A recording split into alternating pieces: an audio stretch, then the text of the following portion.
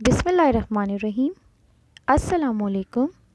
Welcome to Peshawar Model School Boys 3 Online Classes Social Studies Class 4. My name is Sumbal Zahid and I am the subject teacher of Social Studies. I hope you people will be fine and in good health. और मैं उम्मीद करती हूँ कि आप सब ठीक होंगे और अपना ख्याल बहुत अच्छे से रख रहे होंगे और अपनी ऑनलाइन क्लासेस भी टाइम पर ले रहे होंगे। तो चलते हैं हम आज के लेक्चर की तरफ। लेक्चर जो है वो मैं लेक्चर से पहले सबसे पहले डिस्कस करना चाहूँगी हमारा जो क्लास 4 का होम प्रोजेक्ट टास्क था, क्योंकि कुछ स्टूडेंट्स को उसमें थोड़ा बहुत प्रॉब्लम और थोड़ा बहुत इशू हो सकता है, तो मैं फ़र्दर उसको वन बाय वन डिस्कस करती रहूँगी। ठीक है, जैसा कि आपको पता है कि सोशल स्टडी का ये आपका टास्क है क्लास 4 का। हम चलते हैं सोशल स्टडी के टास्क की तरफ। So here we have the social studies task. Social studies के टास्क में हमारे पास फिल इन द ब्लैंक्स हैं, जो कि 10 almost 10 fill in the blanks आपको दिए गए हैं और ये फिल इन द ब्लैंक्स आपके लेसन नंबर 5 से लिए गए हैं। आपका जो बुक में लेसन नंबर 5 है, जो आपका रनिंग चैप्टर है, जो हमारा रनिंग चैप्टर चल रहा था, उसी से ये फिल इन द ब्लैंक्स आपको दिए गए हैं। इट इज़ क्वाइट ईजी, ये बहुत ईजी हैं। आप एक बार ही इसको पढ़ेंगे और आप इसके आंसर फाइंड आउट कर सकेंगे। राइट, ओके, नाउ लेट्स इसके अलावा हमारे पास है मैप। अब मैप में भी हमारे पास क्या चीज़ें मांगी गई हैं। मैप में हमारे पास 3 फॉरेस्ट की लोकेशन के बारे में पूछा गया है, जैसे यहाँ पर मैप गिवन है। On the map of Pakistan locate the following forest, also sketch key and direction. Here we have the 3 main forest: alpine forest, dry forest and mangroves forest. अब इन तीनों फॉरेस्ट की जो लोकेशन है वो आपको एग्जैक्ट यहाँ पर दिखाई दे रही होगी और ये इसी ऑर्डर में आपने लिखनी है: alpine forest, dry forest and mangrove forest. आपने प्रॉपर तरीके से अपने लिए ये मैप फ़ोटोकॉपी करवाना है और बहुत ही नीटली इसको अपनी कॉपी पे पेस्ट करना है। ठीक है, रूलर और पेंसिल की हेल्प के साथ आपने लाइंस ड्रॉ करनी है और उस पर आपने ये फॉरेस्ट की लोकेशन फाइंड आउट करनी है और इनके नेम लिखने हैं। ठीक है, ये आपके पास नेम गिवन है। इसके साथ साथ आपने डायरेक्शंस जो है वो भी ड्रॉ करनी है। आपको डायरेक्शंस ड्रॉ करनी आती हैं और हम हर बार आपको बताते हैं कि डायरेक्शंस जो है that is very important thing. As well as हमारे पास यहाँ पे की बॉक्स गिवन है। की बॉक्स यहाँ पर आपके पास बना हुआ है, आपने जस्ट इसको कॉपी में लिखना है। Right, okay, now let's move on to our today's topic, that is we are going to start a new chapter that is about people and work. This is your lesson number 8। Right, so here we are going to start a new lesson, lesson number 8. The name of the lesson is People and Work, and which is taken from the civics section. Okay, now come to the first 2 words, the main basic words. Here we have the people and work. Now what is meant by people? People mean लोग, people कहते हैं लोग को। ठीक है, then we have work. work कहते हैं काम को, काम काज जो हम करते हैं। अब इन दोनों का आपस में क्या कनेक्शन है, क्यों ये एक दूसरे के साथ लिंक करते हैं, किन बेसिस पर लिंक करते हैं, ये हम फर्दर इसको आगे पढ़ेंगे। Right, okay, now we have a proper definition of people and work. People is refer to human beings, members of particular nation. Peoples कहते हैं ह्यूमन बींग्स को, इंसानों को। मेंबर ऑफ पर्टिकुलर नेशन, एक ख़ास नेशन से ताल्लुक़ रखने वाले इंसान। ठीक है, और फिर है हमारे पास सेकंड में वर्क। वर्क कहते हैं एक्टिविटी इन्वॉल्विंग मेंटल और फिजिकल एफर्ट। वर्क बेसिकली कहते हैं एक्टिविटी को। अब एक्टिविटी में आपका मेंटल और फिजिकल एफर्ट दोनों आ जाते हैं। ठीक है, okay, now let's move on to our first para of this page. This is given on the page number 59. आपके पास पेज नंबर 59 में ये लेसन जो है ये गिवन है। ठीक है, now the first we have population. population कहते हैं आबादी को। यहाँ पर आपको दिखाई दे रहा होगा ऑरेंज कलर के मार्कर से लिखा हुआ है आपके बुक पे पॉपुलेशन। पॉपुलेशन मीन आबादी। ठीक है, अब पॉपुलेशन किसे कहते हैं? पॉपुलेशन मीन आबादी। Numbers of people in a particular place, city और a country. Number of people यानी लोगों का हजूम जो एक पर्टिकुलर प्लेस या सिटी या कंट्री से ताल्लुक रखता हो, right. Okay, let's move on to the next. Now there are over 207 million people in our country. Our country mean Pakistan. यहाँ पे किस कंट्री की बात हो रही है? यहाँ पर बात हो रही है पाकिस्तान की, ठीक है। पाकिस्तान की आबादी की बात हो रही है, पाकिस्तान की पॉपुलेशन की बात हो रही है कि पाकिस्तान की पॉपुलेशन कितनी है? 207 मिलियन, ठीक है। कितनी पॉपुलेशन है? 207 million. Okay, now who are these people and what do they do, where do they live, and how do they earn their living? How do we know the number of people in a city and in a whole country? Let us find out about the people of Pakistan and what they do. अच्छा, अब इस paragraph में एक तो main चीज़ highlight की गई है, वो हाईलाइट की गई है पॉपुलेशन। पाकिस्तान की पॉपुलेशन को हाईलाइट किया गया है। तो पाकिस्तान की पॉपुलेशन कितनी है? 207 मिलियन। ये आपके जर्नल क्वेश्चन में भी आ सकता है, आपसे फिल इन द ब्लैंक्स की फॉर्म में भी ये क्वेश्चन पूछा जा सकता है, राइट। अच्छा, अब इन्हीं लोगों से रिलेटेड जो चीज़ें हैं, लाइक इनकी जॉब्स, ये करते क्या हैं, ये किस सिटी में रहते हैं, कहाँ रहते हैं, क्या कहलाए जाते हैं ये लोग, ये पैसा कमाने के लिए किन जॉब्स को प्रेफर करते हैं, या इनसे रिलेटेड जितनी भी चीज़ें हैं वो हम आगे फर्दर इसको स्टडी करेंगे, ठीक है।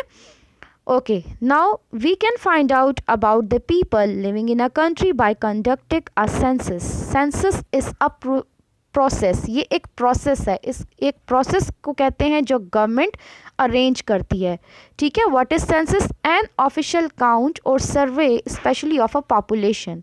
किसका सर्वे और किसका ये काउंट किया जाता है? पॉपुलेशन का। अब किसी कंट्री में कितने लोग हैं हमें क्या पता, हमें क्या पता कि हमारे मुल्क में टोटल कितने लोग हैं। तो ये कौन फाइंड आउट करता है? किस प्रोसेस के थ्रू फाइंड आउट करते हैं? ये एक प्रोसेस है जिसे हम कहते हैं सेंसस। और ये प्रोसेस कौन अरेंज करता है हमारे लिए? ये प्रोसेस अरेंज करती है हमारी गवर्नमेंट, ठीक है। अब ऐसा भी नहीं होता कि हर साल जो है ये मर्दमशुमारी का प्रोसेस शुरू किया जाए, ऐसा भी नहीं होता।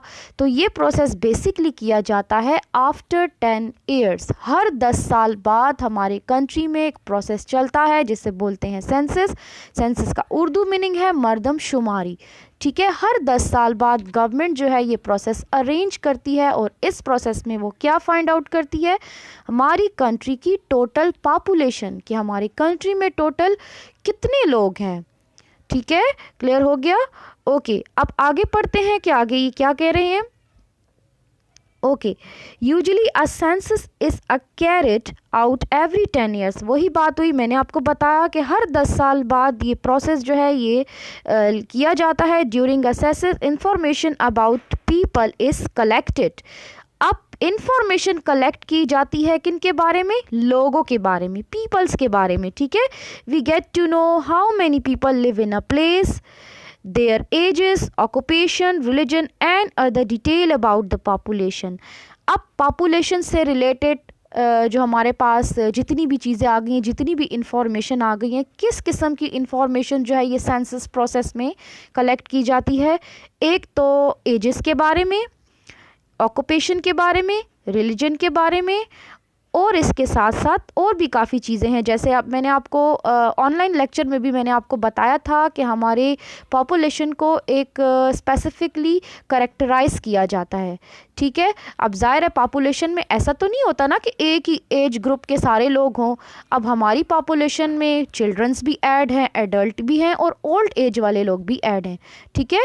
चिल्ड्रंस मीन बच्चे, जवान, बूढ़े, इन सारों को करेक्टराइज किया गया है, ठीक है। फिर इनकी काउंटिंग की जाती है। जैसे अब टोटल मुल्क में कितने बच्चे हैं, टोटल मुल्क में कितने एडल्ट हैं, टोटल मुल्क में कितने बूढ़े हैं। जब इन सब को अरेंज किया जाता है, करेक्टराइज किया जाता है, फिर इनकी काउंटिंग की जाती है। और इनकी जब काउंटिंग हो जाए फिर हमें टोटल अमाउंट पता चलती है कि हमारे कंट्री में कितने लोग हैं। जैसे यहाँ पर आपके पास गिवन है, एक फिगर दिया हुआ है 207 मिलियन, ये आपकी करंट पॉपुलेशन है पाकिस्तान की, right. Okay, we get to know how many people live in a place, their ages, occupation, religion and other detail about the population such as information is called data or statistic. अच्छा, data कहते हैं fact को। Fact जो हमारे पास numerical term में दिया जाता है, एक ऐसा फैक्ट जो हमारे पास फिगर्स में दिया जाता है। और स्टैटिस्टिक वो फॉर्म, वो फिगर को स्पेशली करेक्टराइज करके पेश किया जाता है। ठीक है, जैसे आपके पास यहाँ पर एक स्टैटिस्टिक डाटा मौजूद है, या आप यहाँ देख सकते हैं, आपकी बुक में भी है, एक इन्फो बॉक्स दिया गया है जहाँ पे आपके पास पॉपुलेशन को 3 हिस्सों में तकसीम किया गया, यानी 3 बॉडीज़ बनाई गई है, 3 करेक्टरिस्टिक्स बनाई गई हैं। पहला है population, then we have age group, then we have percentages. अब पॉपुलेशन में मैंने आपको बताया 3 चीज़ें होती हैं, childrens, adult, senior citizen. Senior citizens mean जो हमारे ओल्ड एज फेलोज हो गए, जो हमारे ओल्ड एज के लोग हो गए, ठीक है, जो बूढ़े हो गए। ठीक है, इसको आप थोड़ा और पढ़ते हैं। We can find out a large families are what language people can speak, what whether people can read and write. अच्छा, इसके अलावा क्या क्या देखा जाता है, लोगों की लैंग्वेजेस के बारे में भी जाना जाता है कि अगर इतने अमाउंट में लोग हैं, इतनी इनकी करेक्टरिस्टिक्स बन रही हैं, तो ये बोलते क्या हैं, किस किस्म की लैंग्वेज बोलते हैं, इनका कल्चर क्या है, इनके कस्टम्स क्या हैं, इनके वैल्यूज़ क्या हैं। ये सारी चीज़ें हम किस प्रोसेस के थ्रू फाइंड आउट करते हैं, सेंसस के थ्रू फाइंड आउट करते हैं। ठीक है, या आपने मस्ट अपने माइंड में क्लियर कट इन्फॉर्मेशन रखनी है, एक एक चीज़ को आप अपने पास नोट करें, और जितनी डेफिनेशंस मैंने आपको यहाँ बताई हैं स्पेशली उसको आप अपने पास बुक में ज़रूर नोट कीजिए। ठीक है, all these information help the government to decide many things. For example, a census may tell us that there are millions of babies in a country. With this information, the government know that more school will be needed in a few years time. Okay, आपके mind में अभी भी ये सवाल आ रहा होगा कि अगर गवर्नमेंट इतना बड़ा प्रोसेस अरेंज करती है तो क्या रीज़न है, इसके पीछे क्या वजह है, क्यों इतना बड़ा प्रोसेस जो है वो गवर्नमेंट को अरेंज करना पड़ता है, उसके पीछे क्या रीज़न है। तो मेन रीज़न ये है कि गवर्नमेंट को फ्यूचर प्लान करना होता है। क्या प्लान करना होता है, फ्यूचर प्लान करना होता है। यहाँ पर एक छोटी सी एग्जांपल आपको दी है कि अगर बेबीज़ हैं, there are millions of babies, यानी अगर एक कंट्री में मिलियंस ऑफ बेबीज़ हैं, ठीक है, अब इतने ज़्यादा अमाउंट में बेबीज़ हैं, तो जाहिर सी बात है उन बच्चों के लिए उनके स्कूल, उनके कॉलेजेस, उनकी यूनिवर्सिटीज़, वो सब कुछ अरेंज करना होगा उनके बड़े होने से पहले पहले। ठीक है, तो इसीलिए ये प्रोसेस जो है गवर्नमेंट अरेंज करती है, क्योंकि गवर्नमेंट को बहुत सी चीज़ें प्लान करनी पड़ती हैं, right. Okay, with this information the government know of babies in a country. With this information the government know that more school will be needed in a few years time. अब यही बात मैंने आपको दोबारा repeat करती हूँ कि एक कंट्री का सेंसस प्रोसेस उस वक्त जब गवर्नमेंट के पास एक एक्यूरेट रिज़ल्ट आ जाता है कि आया हमारे पास इतने अमाउंट में लोग हैं और स्पेशली इतने अमाउंट में बच्चे हैं, तो उन बच्चों के फ्यूचर के हवाले से गवर्नमेंट को पहले से प्लान करना पड़ता है। ठीक है, गवर्नमेंट को पहले से प्लान करना पड़ता है कि अब फॉर एग्जांपल इतने अमाउंट में बच्चे हैं तो इनके लिए इतने स्कूल चाहिए होंगे, इनके लिए इतनी यूनिवर्सिटीज़ चाहिए होंगी। अब फर्दर वो बच्चे बड़े होंगे, कॉलेजेस जाएंगे, यूनिवर्सिटीज़ जाएंगे, फिर यूनिवर्सिटीज़ के बाद उनकी प्रैक्टिकल लाइफ शुरू हो जाएगी, वो जॉब साइट पर आएंगे, तो फिर गवर्नमेंट को जॉब्स के बारे में भी सोचना पड़ता है। ठीक है, सिर्फ स्कूल्स और कॉलेजेस के बारे में नहीं, उनकी जॉब्स के बारे में भी सोचना पड़ता है कि उनको जॉब्स कहाँ से दी जाएंगी, कौन सी उनके लिए ऐसी चीज़ें होंगी जो अरेंज करनी पड़ेंगी गवर्नमेंट को, क्या ऐसे चीज़ें होंगी जो गवर्नमेंट को अरेंज करनी पड़ेगी उनकी जॉब्स के लिए। ठीक है, ये सारी चीज़ें गवर्नमेंट को पहले से फैसिलिटेट करनी पड़ती हैं अपनी नेशन के लिए, अपनी पॉपुलेशन के लिए, जितनी पॉपुलेशन हमारी कंट्री में है, राइट। ओके, यहाँ पर आपके पास ये फिगर दिया है, ये मैं ऑलरेडी एक्सप्लेन कर चुकी हूँ। This chart shows the estimate figure age wise of the population in Pakistan. Source UN data, UN data mean United nation. ठीक है, ये हमारे पास वो डाटा है जो गवर्नमेंट ने अरेंज किया है, गवर्नमेंट के पास एक एक्यूरेट फॉर्म में ये डाटा आ चुका है सेंसस प्रोसेस के थ्रू, जहाँ पर हमने पॉपुलेशन को 3 चीज़ों में करेक्टराइज कर दिया है, childrens, ages and senior citizen. ठीक है, अब यहाँ पर ये चीज़ें क्यों कंडक्ट की जाती हैं, उसी से रिलेटेड नीचे आपके पास क्वेश्चन गिवन है। We can learn a lot from this chart, think about this question. How many school will be needed in 5 years। अब यहाँ पर जो चिल्ड्रंस जिस हिसाब से यहाँ दिए गए हैं कितने परसेंट है, 36.7% यहाँ पर चिल्ड्रंस का ग्रुप है। अब इस हिसाब से गवर्नमेंट को यहाँ पर कितने स्कूल अरेंज करने होंगे। ठीक है, गवर्नमेंट के पास तो ये फिगर आ गया है, अब आपकी आंखों के आगे भी ये फिगर आ गया है। तो अब सोचें कि गवर्नमेंट को इस फिगर को अपने माइंड में रखते हुए कितने स्कूल अरेंज करने पड़ेंगे। ठीक है, how many people in a country work to earn money. अब पैसे कौन कमाता है, कौन सा एज ग्रुप कमाता है, चिल्ड्रंस तो नहीं कमाते, एडल्ट कमाते हैं ना। अब यहाँ पर एडल्ट में 15 to 64 ईयर्स है और यहाँ पर परसेंटेज कितनी है, 59.1। अब गवर्नमेंट को जो फैसिलिटीज़ और जो अवेलेबिलिटीज़ जो है वो लोगों को पहुंचानी है, तो वो किस तरह से किस फिगर को माइंड में रखकर पहुंचानी होगी, वो यहाँ इस फिगर को माइंड में रखकर पहुंचानी होगी। ठीक है, 59.1। अब गवर्नमेंट को पता है कि हमारे कंट्री में एडल्ट जो है वो ऑलमोस्ट 59.1% एडल्ट ग्रुप है। ठीक है, तो उसी लिहाज से गवर्नमेंट को उनकी जॉब्स के बारे में, उनको अपॉर्चुनिटीज़ के बारे में सोचना पड़ेगा कि आया उनके लिए जॉब्स किस तरह से उनको प्रोवाइड की जाएं। ठीक है, are there many old people in the country. Yes of course, हमारे कंट्री में ऐसे बहुत से ओल्ड एज के लोग भी हैं। ठीक है, okay, now let's move on to the next page on page number 30। Page number 30 में हमारा ये 2 पैराग्राफ हैं, हम सिर्फ इन 2 पैराग्राफ को डिस्कस करेंगे। ठीक है, when a country is populated with very large numbers and does not have the resources to support a satisfactory quality of life। अच्छा, अब एक कंट्री की पॉपुलेशन बहुत ज़्यादा हो जाती है और रिसोर्सेस कम हो जाते हैं, तो आप अपने माइंड में ये चीज़ लाएं कि वो कौन सी प्रॉब्लम्स हैं, वो कौन सी मसले हैं, वो कौन सी सिचुएशंस हैं जिनको कंट्री को गुजरनी पड़ती हैं जिनसे। ठीक है, अब यहाँ पर वी से इट इज़ ओवर पॉपुलेटेड कहते हैं ज़्यादा आबादी को। ठीक है, हद से ज़्यादा आबादी, एक आबादी जो अपने फिगर से बिल्कुल आगे चली जाए तो वो हमारे पास ज़्यादा आबादी कहलाई जाती है। जैसे यहाँ पर over population leads to major problem. अभी मैंने बताया कि एक कंट्री में जब पॉपुलेशन ज़्यादा हो जाती है, लोग ज़्यादा हो जाते हैं, जितने भी हमारी ये कैटेगरीज़ हैं, जैसे बच्चे हैं, बच्चे ज़्यादा हो जाते हैं, एडल्ट ज़्यादा हो जाते हैं, ओल्ड एज वाले ज़्यादा हो जाते हैं, तो उस लिहाज से कंट्री क्या हो जाता है, ओवर पॉपुलेटेड हो जाता है। ठीक है, and you know that Pakistan is over populated country. Pakistan जो है वो ओवर पॉपुलेटेड कंट्री है, हमारे पास इतने रिसोर्सेज नहीं हैं जो हमारी कंट्री की नीड्स को पूरा कर सकें। राइट, अब चलते हैं उन मेजर प्रॉब्लम्स की तरफ जो कंट्री को फेस करनी पड़ती हैं और हमारी पॉपुलेशन को फेस करनी पड़ती हैं।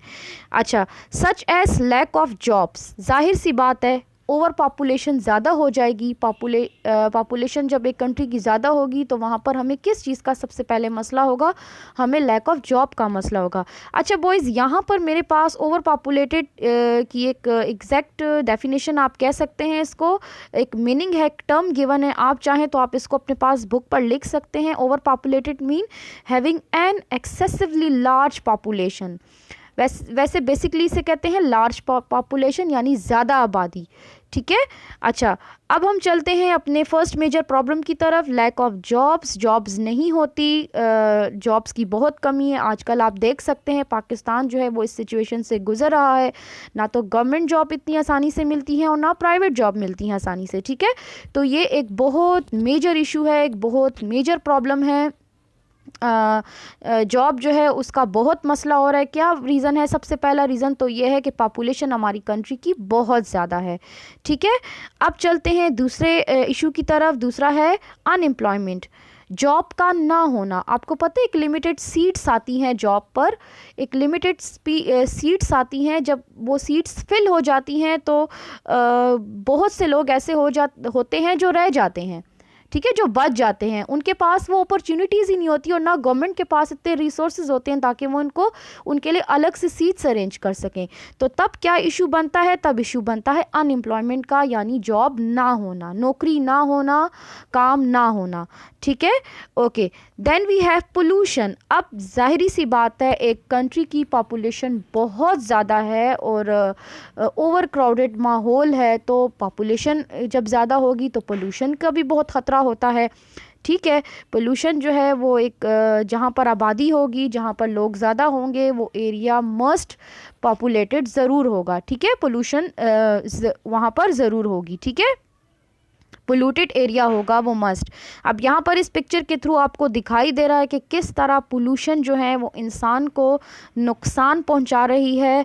ज़ाहिरी सी बात है, पोल्यूशन में हमारे पास ये ट्रैफिक नॉइस और ये काफ़ी ये चीज़ें आ जाती हैं। इसके अलावा पोल्यूशन में हमारा इन्वायरमेंट सबसे पहले आता है कि इन्वायरमेंट जो है वो अनक्लीन होता है, अनप्लेजेंट होता है।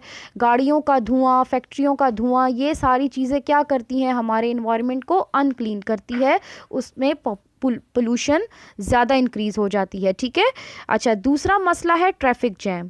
अब ट्रैफिक जैम्स का भी यहाँ पर बहुत इशू होता है। ज़ाहिरी सी बात है, कंट्री की पॉपुलेशन बहुत ज़्यादा है, ज़ाहिरी सी बात है, अब हर कोई गाड़ी यूज़ करता है, कार चलाता है, या कार ना भी यूज़ करे तो कोई ना कोई ट्रांसपोर्ट के ज़रिए वो एक जगह से दूसरी जगह मूव करता है।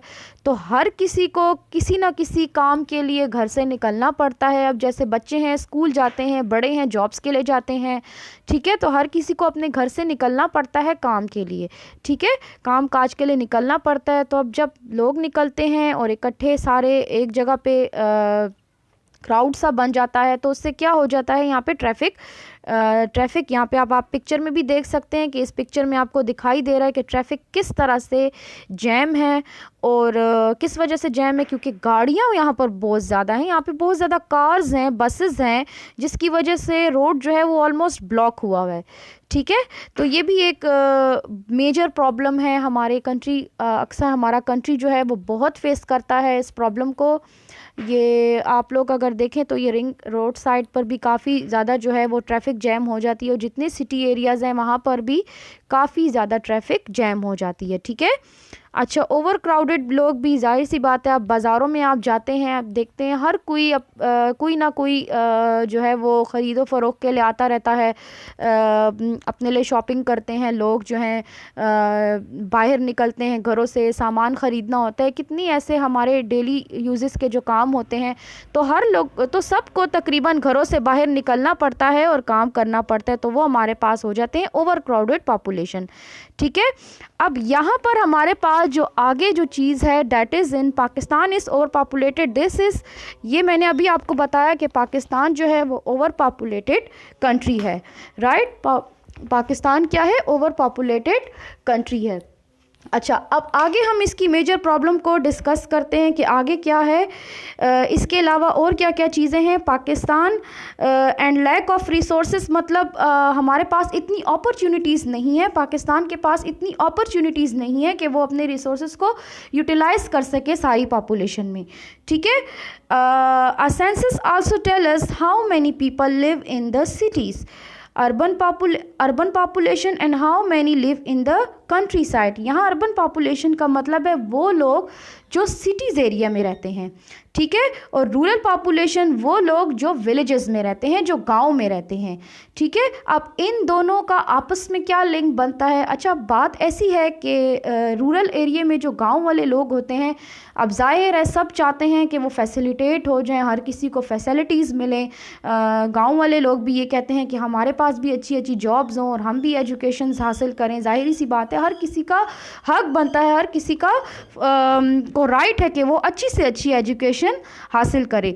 तो अर्बन पॉपुलेशन मीन वो लोग जो सिटीज़ में रहते हैं, ठीक है, और रूरल पॉपुलेशन वो लोग जो हमारे पास जो कहाँ रहते हैं, रूरल एरिया में रहते हैं, राइट। ओके, तो यहाँ पर जो है अब बहुत से लोग जो हैं वो रूरल एरिया से मूव करते हुए सिटीज़ की तरफ जाते हैं, जहाँ से क्या होता है, सिटी का जो हमारे पास सिटी की पॉपुलेशन जो है वो ऑलमोस्ट ज़्यादा हो जाती है। ठीक है, ऑलमोस्ट ज़्यादा हो जाती है, राइट। उससे क्या होता है कि पॉपुलेशन ज़्यादा इंक्रीज़ हो जाती है। किस एरिया की पॉपुलेशन इंक्रीज़ होती है? सिटी की। अब ज़ाहिर सी बात है, गांव से लोग ट्रैवल करके जब सिटी एरिया में आते हैं तो सिटी जो है वो ओवर क्राउडेड हो जाता है, उसकी पॉपुलेशन ज़्यादा हो जाती है, जिस वजह से कंट्री को बहुत से प्रॉब्लम को फेस करना पड़ता है। जैसे ये पोल्यूशन हो गया, अनएम्प्लॉयमेंट हो गया, लैक ऑफ जॉब्स हो गया, लैक ऑफ रिसोर्सेज हो गया, ओवर क्राउडेड हो गया। ये वो सारे मेजर इश्यूज़ हैं, मेजर प्रॉब्लम्स हैं जो एक कंट्री को फेस करने पड़ते हैं, राइट। अच्छा जी, आज था हमारा ये लेक्चर था आज का, जो हमने ऑलमोस्ट कवर किया पॉपुलेशन का टॉपिक।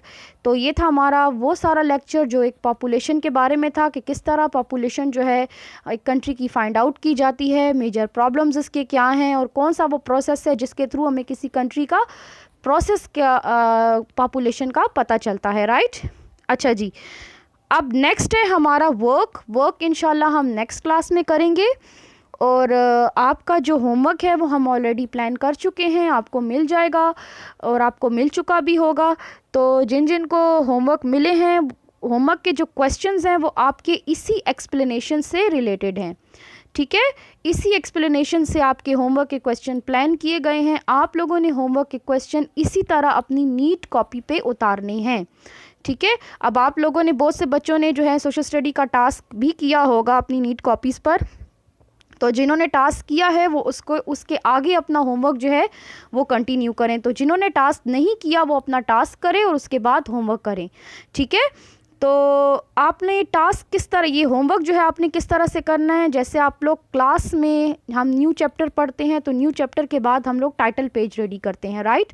टाइटल पेज हम रेडी कर लेते हैं। टाइटल पेज के बाद हमारे शॉर्ट क्वेश्चंस होते हैं, लॉन्ग क्वेश्चंस होते हैं, तो फिर हमारे MCQs होते हैं। तो ये वो सारी चीज़ें हैं जो हम अपनी क्लास वर्क नोटबुक पे करते हैं। इसी तरह आपने होमवर्क के लिए क्या करना है, सबसे पहले टाइटल पेज रेडी करना है, लेसन नेम लिखना है, शॉर्ट क्वेश्चंस की हेडिंग देनी है, लॉन्ग क्वेश्चंस की हेडिंग देनी है, MCQs की हेडिंग देनी है और एंड में वर्क पेज की हेडिंग देनी है, ठीक है। और ये भी आपको पता है कि टाइटल पेज जो है वो आप लोग कैपिटल लेटर में लिखते हैं, ठीक है। फिर नेक्स्ट पेज पे आपने शॉर्ट क्वेश्चंस की हेडिंग देनी है। अब यहाँ पर जो होमवर्क के लिए आपको क्वेश्चन दिए गए हैं वो 2 शॉर्ट क्वेश्चंस दिए गए हैं, short question number 1 and short question number 2। Pictures जो हैं, होमवर्क जो है आपको सेंड हो चुका होगा, आपने देख लिया होगा। आपने ये सारा homework same as it is picture से देखकर अपनी नीट कॉपी पर उतारना है, राइट। तो ये था हमारा आज का लेक्चर, हमारी आज की क्लास। मैं उम्मीद करती हूँ आप सब ने बहुत अच्छे से सुना होगा, बहुत क्लियर आपको समझ आई होगी। इंशाल्लाह नेक्स्ट क्लास में दोबारा आपसे मुलाकात होगी। दोबारा इंशाल्लाह आपको फर्दर अच्छी अच्छी चीज़ों के बारे में और पढ़ाया जाएगा। अपना ख्याल रखिएगा, टेक केयर।